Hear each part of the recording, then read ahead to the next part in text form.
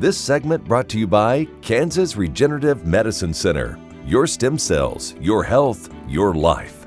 Welcome back. Now let's see what Kyle and Dwayne are up to on Plain Talk. Hi, this is Kyle Bauer with Plain Talk. With the guy who always says doing things smart doesn't cost near as much as doing things stupid.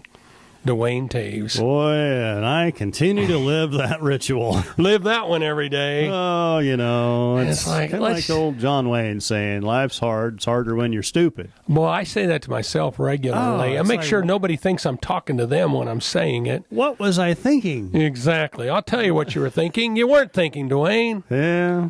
Just like what your dad always said. Words from my dad right there.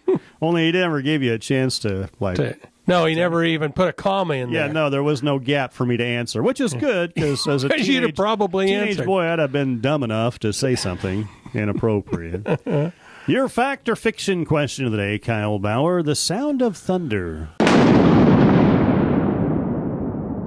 Okay. Is literally coming from clouds running into each other. Fact or fiction? Fiction.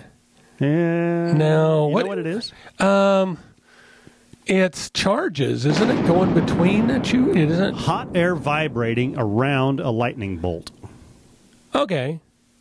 All right. Well, that's kind of charges. Well, it's hot air vibrating. But that's what thunder is. And because you got that crack because basically the air is expanding so fast that it breaks the sound barrier. It's hot. You know, when I was a kid, might have been before your time, when I was a kid, we used to hear sonic booms somewhat regularly. From an airplane? Yeah. Oh. Do you ever remember a time in your life that way? Once in a hayfield. Thought I was going to die.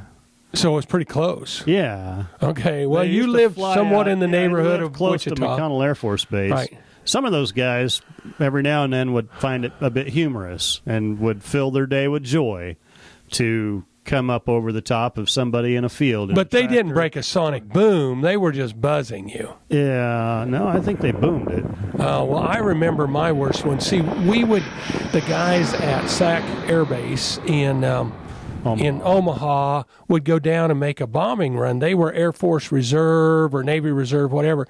They would work their day, then they'd jump in their jet, go down and make a strafing run on the bombing range there at Salina and be home in time for supper. Uh-huh. But they would come by pretty low every once in a while. One day I am pulling up to the diesel tank with a tractor at an idle with the door open, had a cab with the door open, and that guy came from behind me at probably 100 feet off the ground. Oh. And it was...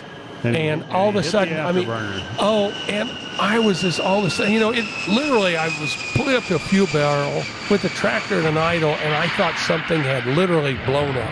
And then I saw him, and then I got out my hammer and threw it at him. No, it's...